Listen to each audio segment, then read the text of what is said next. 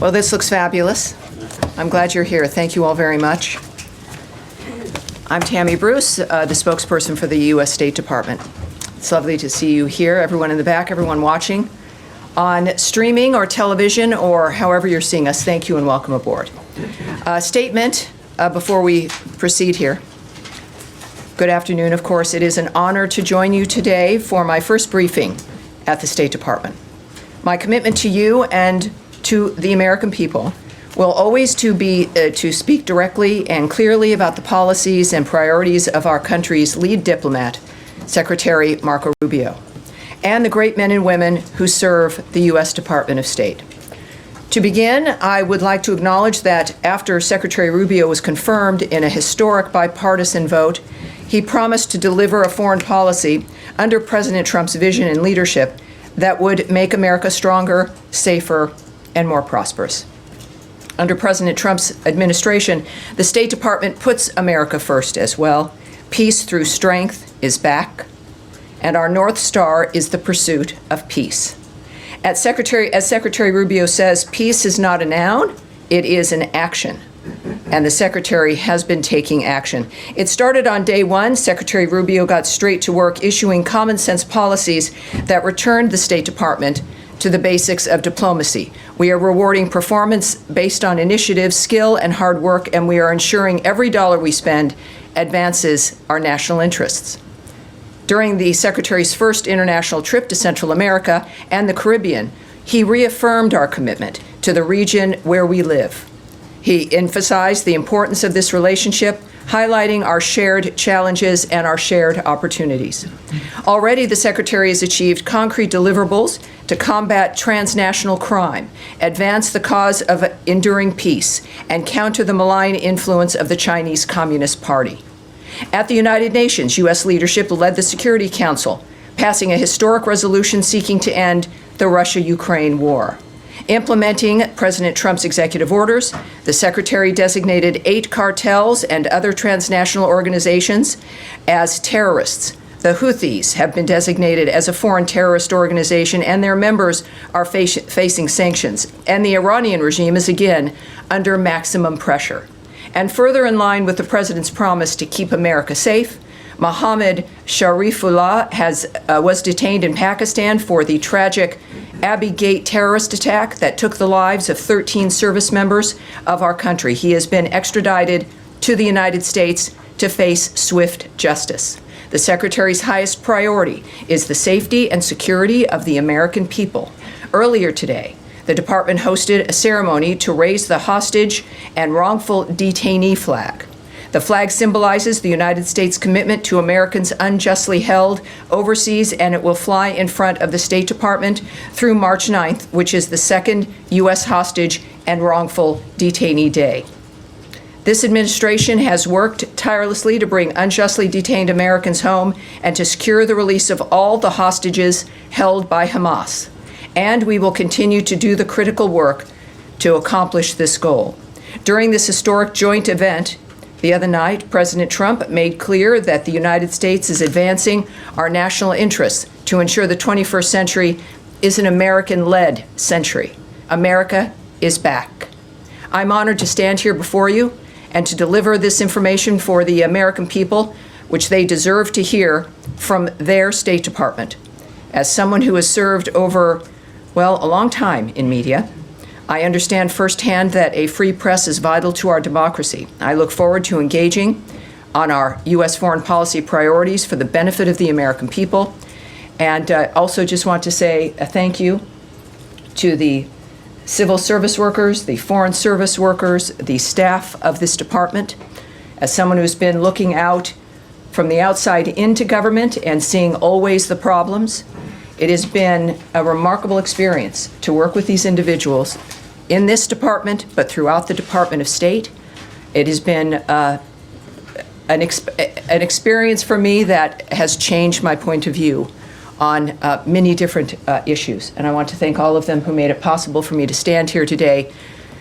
This has been literally a team effort. It remains a team effort for people who love this country and serve her every day. And so, There's something I never thought I would say, except screaming at the screen at this gentleman sitting here. Just a remarkable illustration of how life changes and has surprises for us. Matt Lee from the Associated Press. I'm going to also ask you, when asking a question, we have a number of cameras in the back. People are watching through streaming at state.gov, our social media accounts as well, and a variety of different ways. Announce your name if you could and your outlet. That would be terrific. Matt Lee, I'll announce for you because you're so shy with the Associated Press. Sir, what can I tell you? Well, first of all, thank you for your opening remarks there. And I would also say congratulations, because for those of us who were around back in the beginning of the first Trump administration, the first State Department briefing in 2017 was on March 7th. So you have beaten that by one day. I don't know if you're aware. No. You know, that's all right. So anyway, so you got that. You have a record already. Okay, thank you. So anyway, yes, thank you very much for your commitment to, speaking to us and being open and transparent. I just want to say before I begin, and I have a very brief question, but before we begin, that I think everybody in this room understands that elections have consequences. Everybody in this room understands that the President of the United States sets the agenda for foreign policy. And so the questions that you will get today and going forward are all aimed at trying to find out what that policy is, one, and then how the State Department is actually implementing it. So sure. I hope in that, with that we can go forward. So the first thing, my question is about the AID, sure. USAID. So on January 20th, the entire Function 150 account of the federal budget, which is all of the State Department and USAID, including operations, salaries, was roughly about 1% of the budget. What's your understanding of where that percentage is today? Well, what I can tell you is President Trump was elected to change the status quo. Part of what has initiated this dynamic that we've all watched play out is what's it been? I think it's been 6 weeks. Is an effort to deal with waste, fraud, and abuse. This began with a simple inquiry of USAID to look at their books, to look and inquire, and they refused. They said, we're an autonomous organization, you have no right to come in. The intention was not to do it in a manner that you've been watching unfold. It began because there was no cooperation at the beginning. And the inquiry, of course, was because of the debt, the nature of being $2 trillion, that it was an unsustainable and remains an unsustainable way of running anything, a household or a government. There's a point where you have to look up and say, we need to see at least what's happening. So this has been a pause, a 90-day pause, we shouldn't forget that, to look at the nature of how the taxpayer money has been spent and if it was being used in the proper way for the things that we've allotted it for. And that began. It was certainly in a manner that was not planned on, but we needed to do it. It was something that was, of course, important to accomplish the nature of dealing with, is there fraud, is there abuse, is there waste, how can we fix the system so that taxpayer dollars are being used properly? And in the process, of course, we've looked through some of these issues. You heard at the joint session of Congress addressed by the President, some of the remarkable programs that we were paying for around the world, millions of dollars. Clearly, change has had to be made. And that's what we're doing right now. There's change not only when it comes to what's being funded, but also how the bureaucracy works, and if a bureaucracy the size that it was needed to exist in the way that it exists. All of this review is important. At the same time, within a review like this, because you're looking at whether or not there's an efficiency in the way money is spent, it doesn't mean that we're not going to be doing foreign aid. It's a matter of how are we going to be doing the aid, and if it is effective, and if it is efficient, and if it achieves the goals that we want that make America safe, more prosperous, more secure, and there's nothing that's deviated from that. On the issue of the numbers, you asked about numbers. Clearly, this is a rapid dynamic. This is a process that is an internal process that involves an entire host of decisions that are being made over number of different bureaus and dynamics that I'm not a part of. We see what the results are. We have been getting the notifications about the nature of the numbers involved, but I can't go into specifics on this day or how they might even be tomorrow. Okay. Well, Yes. the reason that I pushed on the Yes. percentage number was because one of the first fact sheets that this department put out, and I know that you probably didn't have much of anything to do with it, but it was about. Underestimate me. Not yet. Well, it was on January 29th, and it was about the executive order on. Sure. And it said in there, even setting aside generous support for Ukraine over the past several years, the U.S. is spending roughly $70 billion in foreign aid annually. Well, that was just not correct. And several hours later, after myself and other people pointed this out, yes. It was changed, but it wasn't sent out again. It was just changed online. But it was changed to $40 billion instead of 70. Right. And I just want to know, so the people who put this together, and I don't know who they were, but that's a $30 billion yes. mistake. Is yes. that the kind of accounting that? No, it's not. And I think, and can speak on behalf certainly of my department and of this entire department and the speed with which some of these things are happening, that mistakes are corrected. There was one. Okay. It was corrected, and that's certainly not going to happen again. That's what I can okay. pledge to you. Okay. I do know, and as everyone learned on that day, that the data matters, which is why I'm not going to stand here and guess, that the facts of the matter, and we're determined, I am determined in this role, this is not just a first day for me, but also for the department to see the nature as a reminder of what you're all interested in and what we have to speak to. And I appreciate that. But yeah, it's everything's a learning curve. Yes. But at that point, of course, that's a significant difference, and let's just say it's not going to happen again. Thank you, sir. Yes, Rich. Hi, Tammy. Fox News. We all know that, right? Yes. You have to introduce yourself. So Rich Edson with Fox News. That's right. Thank you, Tammy. Thank you. Thank you. Tammy, on this USAID investigation, Peter Morocco has been on Capitol Hill over the past couple of days, briefing members of Congress and updating them on this, where he told them that they have uncovered waste, fraud, and abuse to a level that would require referrals to the Department of Justice for investigation. Can you provide any specific examples of illegal wrongdoing, or what the department believes is illegal wrongdoing at USAID? Well, obviously, and this is my first chance to say what I can't comment on, which is, in general, certainly any possible litigation, the nature of negotiations or contemplations regarding action that the government might take, certainly not only because I've not been in the room, but it's because you've got, whether it's diplomatic conversations or issues of determining what we might do and what might not do, it also goes into hypotheticals. So no, I can't answer that. What I can say, again, is that the level of what we've discovered at USAID is troubling enough to where this is the kind of conversation that is perhaps going to have to be had by the American people and even perhaps Congress. But I think at this point, when we're looking at this kind of an issue that we see through our existing investigations and inquiries, that we've clearly got some problems.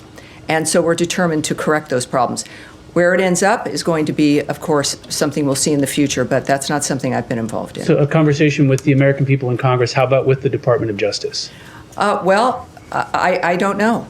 I don't know. But it is, the seriousness with which this is being addressed is something the American people should be happy about.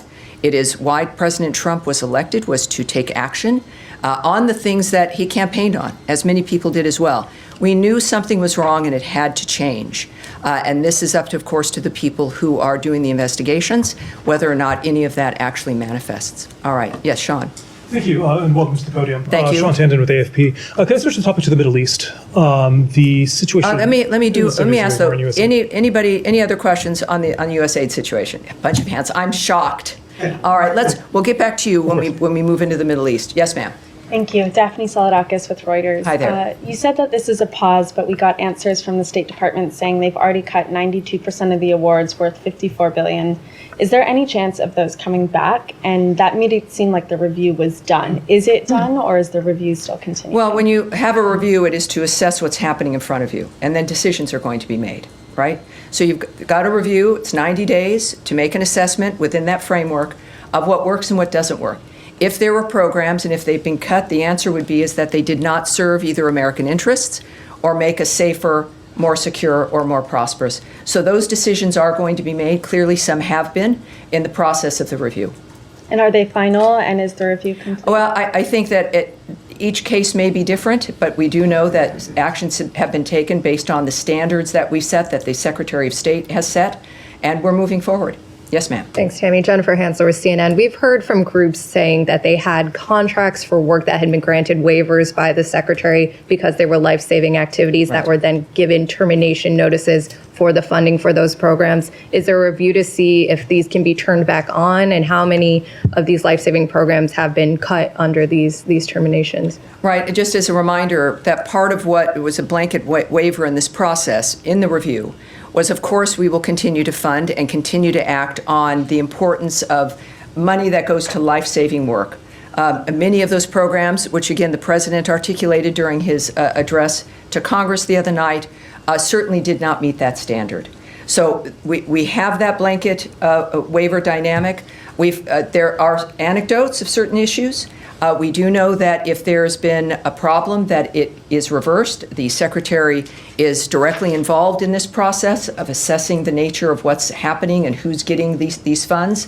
There is also a process for people to reach into the State Department to make the difference, to apply for a specific waiver, or to indicate if there's an issue and make their case for these situations. And I know the Secretary cares about the nature of foreign aid. It is something that has been, he's spoken about for years throughout also his tenure as a senator. And he is, I have to say, I did not know him well when I started in this position. And his commitment to the country and his personal involvement has been heartening. And I'm sure that in this kind of a dynamic, we've had some frameworks that have been arranged where people can get into the State Department, indicate if there's been an issue, and then action can be taken on those. And do you have Yes, any sir. update on payments? But yes, sir. Yes, ma'am. Thank you. Camilla Schick from CBS. Hi there. Just to follow up one thing on Jenny's question. Will we see a full list of the grants and the programs that have been cut or that will be cut in this 90-day review? You mentioned that there should be a conversation with the American people. Of course. And that I assume that means it will be something that will be transparent for people to see the list of the programs that have been cut. And then just on related to USAID, there's reporting from Reuters that more than 700 diplomats have signed a letter that is destined to go to the dissent cable for this department, expressing their concern about the dismantling, of USAID, and the fear that this is undermining U.S. leadership abroad and helping create a power vacuum for the likes of China and Russia to exploit. You have a comment?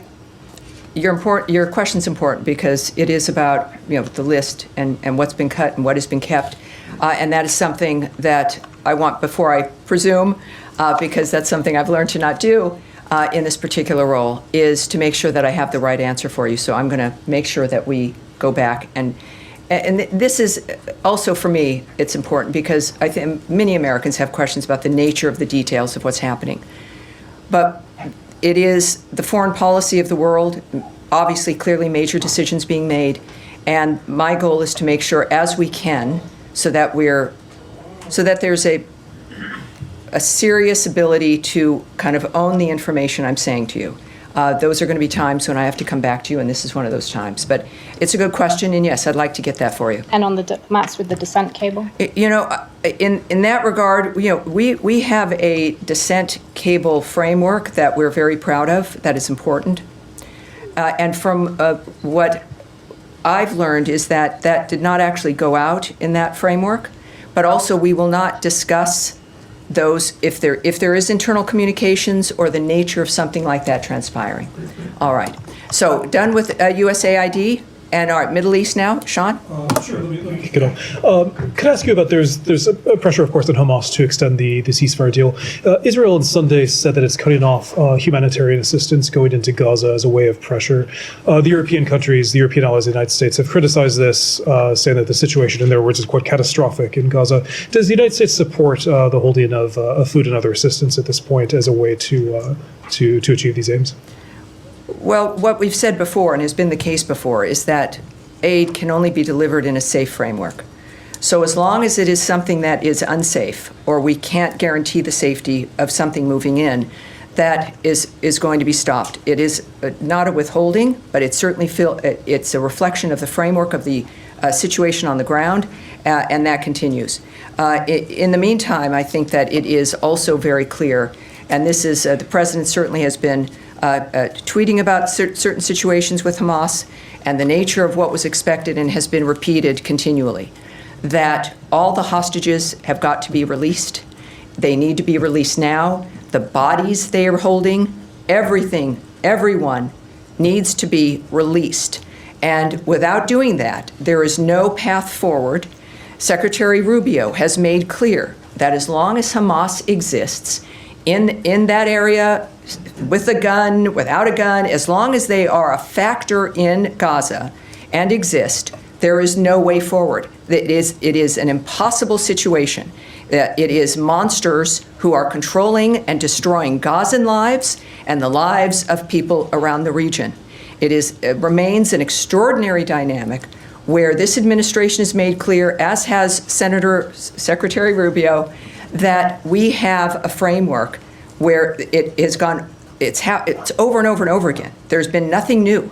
It's wash, rinse, and repeat, back and forth, for generations.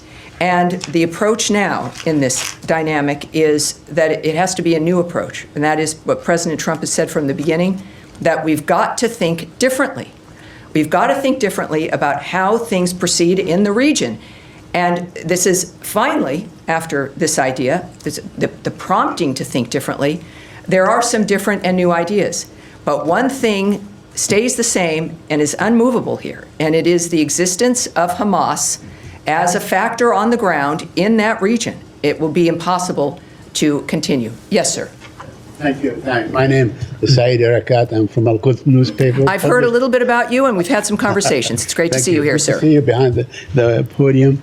I have two quick follow-ups, basically, to Gaza. The president said yesterday, he had strong words for Gaza, for Hamas, and for the people of Gaza. Now, at the same time, we heard about the meeting that took place between Mr. Bowler and some senior Hamas officials and so on, which gave people maybe, hope that there's going to be movement towards the phase two of this deal that was struck back on January 15. My question to you, how do you reconcile the two? And also follow up to that, so I don't have to come back to you again, is also on Mr. Witkoff's statements and what he has been saying. The two can be combined. Whether we have an idea as to when he's going to be going back to the region. Thank you. Well, first of all, if you have a conversation with someone, it's not a negotiation, it's not irreconcilable. It is the conveyance of the American position in a different way. Nothing was different. Nothing was conveyed differently. There was no change of position. It was the conveyance of the existing American position about Hamas and how it cannot exist in Gaza. Now, whether it is through a tweet or a diplomatic cable or on television or through envoys or in a meeting, that message can be conveyed. And I think that that's what's important for the American people to realize, is that the steps for peace that need to be taken in any country will be taken, and especially in making sure that a bloodthirsty group like Hamas understands that our message is not fluid. Yes, Andrea Mitchell. Thank Great you to so see you. much. Change of subject to Ukraine. Wait, well, okay, yes, we'll go to you. The first, we'll take a couple more on Gaza. Yes, ma'am. Thank you. Nadia Bilbesi with Al Arabiya. Nadia, yes, nice to see you. Department. Good to see you too. A couple of questions. Number one, the secretary said he's open to the Egyptian plan It's been endorsed by the Muslim and Arab countries. What's your position on that? It's basically, in a nutshell, saying that Gazans can stay, they can rebuild it with Arab money and with Palestinians' leadership. And second, the administration issued many ultimatums to the Hamas before. What's the difference this time? And the secretary echoed what the president said on Gazans themselves. He said Gazans will await them a beautiful future, but if hostages are held, they're all dead. What does that mean? Well, first of all, we know that the president, in his comments about a new way forward, et cetera, was an invitation for new ideas. And that seemed to have spurred some new ideas. But we also know that they have not really been seen as being adequate for the nature of what it is that we've been asking for. So it's always, I think that, especially from the words from the president himself, and I want to get his remarks especially for you, because these are, this is, everybody clearly wants this to change. I think that that's obvious, especially with Egypt stepping up and handling it as they have. But then it's about what are the details, what's going to end, what's going to be on the ground. And hold on one second here. The issue of my notes, which might have to be resolved for the next briefing. Hold on. All right. The iPad does not solve all problems. Well, I'm a paper person, as you might be as well. Well, let me just continue, though, on that manner, is that the Arab deal, as it's noted, is that it does not fulfill the requirements, the nature of what President Trump was asking for. But it was not. But it was the welcomed effort of continuing to address this. Clearly, has to continue. So we understand that it's obviously that region, and everyone is interested, has a stake in this, to say the least. And the goal is, though, as it has always been, it's very simple, is for peace in that region, and to not have it continue to return as a constant issue. And we think we have a very good chance at accomplishing that this time, with the leadership and an articulated leadership regarding what's acceptable and what is not. So these conversations clearly will have to continue. We know we've got partners clearly in the region, and Israel understands that as well. And this is what the world wants, not only in this conflict, but other conflicts. And no one wins. No one is winning here in this framework. And so, regarding the Arab solution, the Arab deal via Egypt, that what I have for you right now is that it does not meet the expectations. And so we'll have one more. Yes, sir, in the back. Yeah, Ryan Grimm, Dropsite News.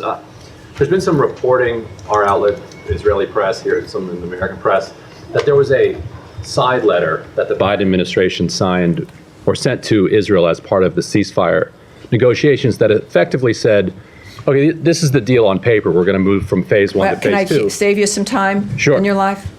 I'm not going to comment on something that happened prior to this administration or to things that have been heard, or the idea of hypotheticals or rumored issues and letters and what rumored plans were. That is a non-starter. So if you have another thing you want to ask, let's do it. I do have one other thing. The question would be, would a letter like that still be in force under the Trump administration? From one hypothetical to another, clearly, okay. I can't answer that, but thank you, sir. In the back. Yes, sir, behind you. Thank you very much, Tammy. Jalil Afridi from the Frontier Post. Hello, sir. Nice to meet you. First, I want to say a quick thank you to the president. I have not seen any journalists saying thank you to him. In 2020, during the corona days, I was one of the affectees as well who spent many months in the hospital. And the stimulus checks were amazing, and many journalists took advantage of it. My first question is, did anybody from the U.S. administration say thank you to Pakistan on official level regarding this new arrest? And second, is the president aware that the most popular leader of Pakistan, Imran Khan, has been in jail now for the last 3 years, and lots of atrocities has happened? But is the president at all interested in paying a little attention to Pakistan beside this? Well, I will answer that, noting that in his address to Congress, the president announced the arrest of an ISIS-K operative and plan are responsible for the deaths, as I mentioned earlier today, of the 13 brave American service members and over 160 Afghans at Abbey Gate that he is now in custody. And we extend our gratitude to the government of Pakistan. We do, for their partnership in bringing Mohammed Sharifullah to justice. We would also now refer you, for those who want more information, to the Department of Justice for further information regarding his case. We have, regarding Pakistan and the nature of our relationship, we have a common interest, obviously, in fighting terrorism. And the arrest of this terrorist also illustrated that U.S.-Pakistan cooperation on counterterrorism remains vitally important. So thank you, sir. All right, so now, Andrea, we'll move on here. Thank you very much, and thank you and welcome. And I think all of us are very grateful that the briefings are starting and that you were Good. this I role. hope to. I won't always I hope my goal is to make you all happy. Of course, that will be impossible. And I appreciate your patience with me today, as I'm learning clearly the depth. This room, we've got an overflow room. We have, I don't want to say any numbers. I've just remember, I pledge not to give you numbers. But it's a remarkable thing. The American people care about foreign policy. They care about national policy. And your career in particular has kind of taught Americans that this information is interesting, it's usable, it's important. And so it's a pleasure to talk with you. Thank you, and just thank you for your commitment to this. Yes. On Ukraine, does the Zelensky letter, which includes an apology and various commitments to peace, which were praised by Mr. Witkoff at the White House today, does that letter meet the standard to the Secretary that these talks can proceed? And will the Secretary be attending the talks that are now contemplated next week in Saudi Arabia? And if you could give us any reaction to the Russian attack on a hotel today, where American aid workers did escape, but at least 4 people that we know of were killed. Right. If I could just also throw in. All right, a third one. Does the letter of apology solve some of the issues to the extent that the Secretary believes intelligence and the weapons pipeline and intelligence sharing could be restored? Well, that's a road a bit too far. We will not discuss issues of intelligence or diplomatic agreements or the sharing of information. That I will not discuss. But from the start, after the Friday situation with President Zelensky, and Secretary Rubio was in the room, it was a surprise that his behavior took a turn, and in the Oval Office. And it was clear, as the president had stated publicly, that he was not ready for peace, that there was one thing that he should not do, and that was, damage the nature of what was transpiring there, because we want to help him. We want to help Ukraine. We have been the biggest supporters of Ukraine in this conflict than anyone else in the world. We have made it very clear from the start how we feel about this situation. But even after that, even that same night and continuing on, there was an open door that he wasn't ready for peace. If he becomes ready for peace, he can come back to the table. It was certainly not something that eliminated the potential to continue. But what it did do was highlight, and clearly with the follow-up message from President Zelensky, there was an awareness that, as he said, it did not go as planned, right? It was not a situation that was good or helpful, and as I'm paraphrasing here, and clearly indicated that he was ready to come back. I have not spoken in the last few hours with the Secretary, but I do know that his posture has been the same, is that we have a goal, and we see what's happening. We want to make sure that certainly the president understood what was happening, that this door was still unlocked, that he could return as we were looking at the nature of what was transpiring in Ukraine, that it's a stalemate. The Secretary has called it a meat grinder. Hundreds of thousands of people dead, and the carnage not stopping. It's a stalemate that where both parties have to be brought to the table to end it. We also had terrific success, as I mentioned in my opening, at the UN. The first time since the beginning of this conflict, a 3-paragraph statement about ending the conflict passed without opposition in the Security Council, which is a statement from those members, but also from the UN in general. It appears with that note that President Zelensky understands what's at stake, that we are here to help him, that there is one person who can bring those parties to the table, and it is President Donald Trump. The Secretary has understood that from the beginning. This is a united understanding that this has got to end, and these are men who understand what America can do to help that come to an end.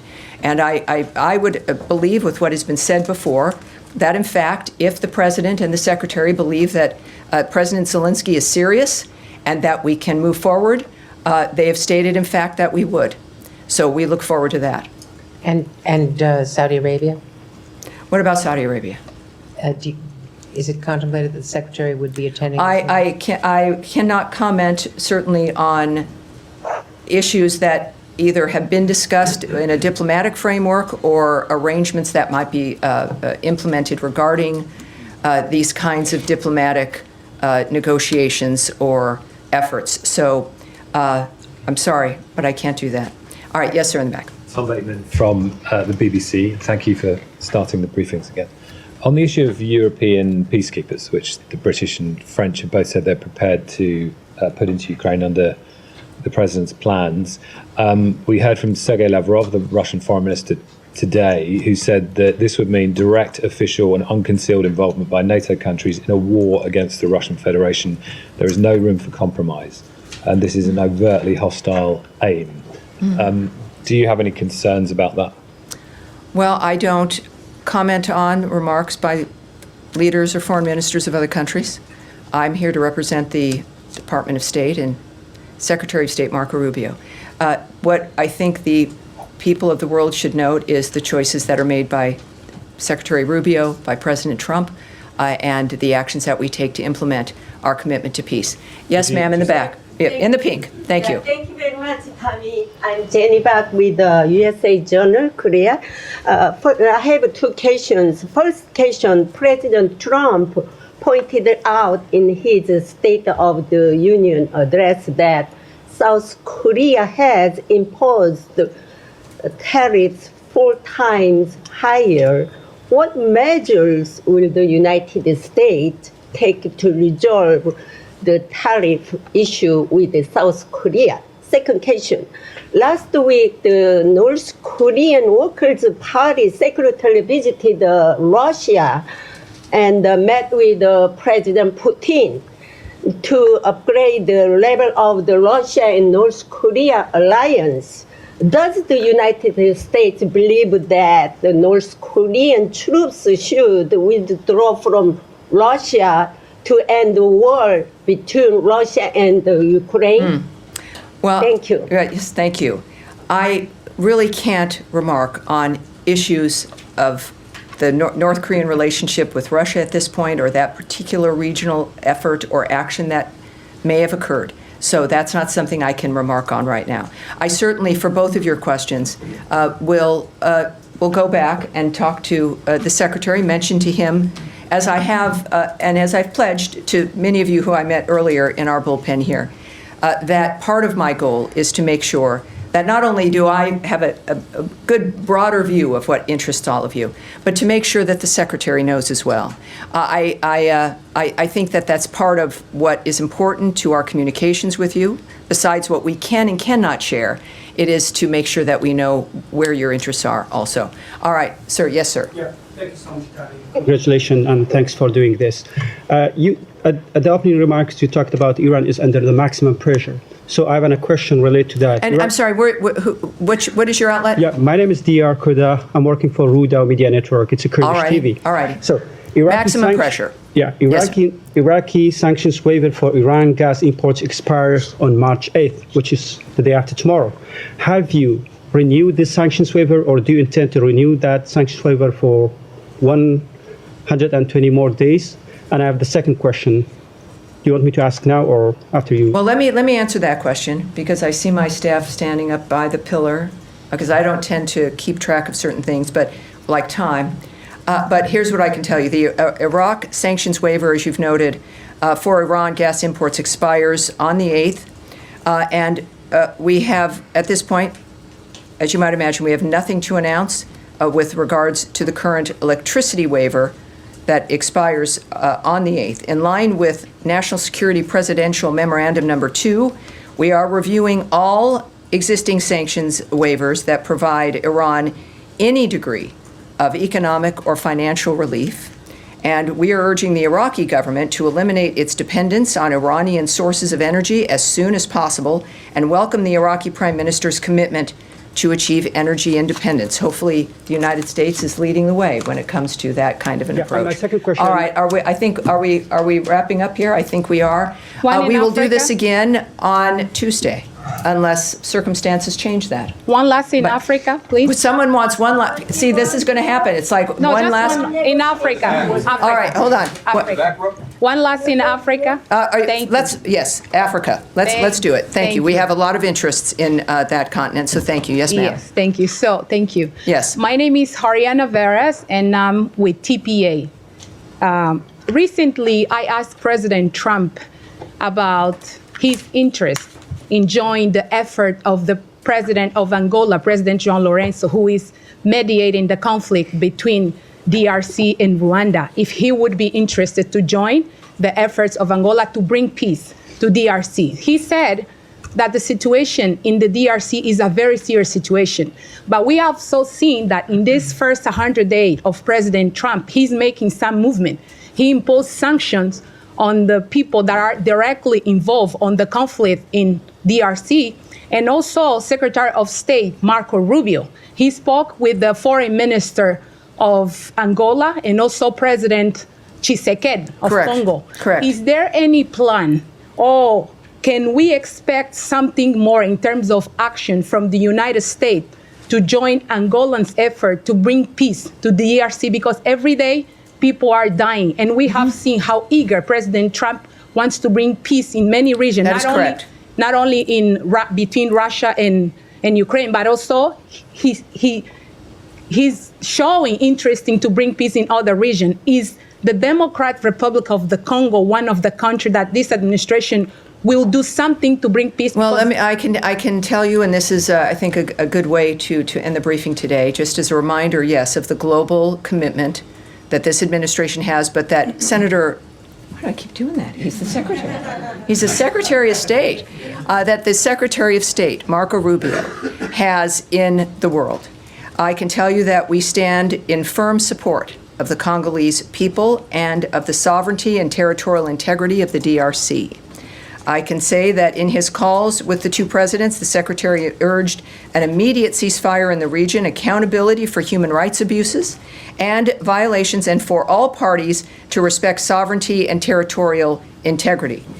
We expect to see leaders return to the Angolan-led Luanda process and the Nairobi process and take action to resolve the conflict. Though we are aware of this, he has communicated this. He's engaged with leaders in the region on this as well. And we remain diplomatically engaged. That is going to continue. It will not soften or end.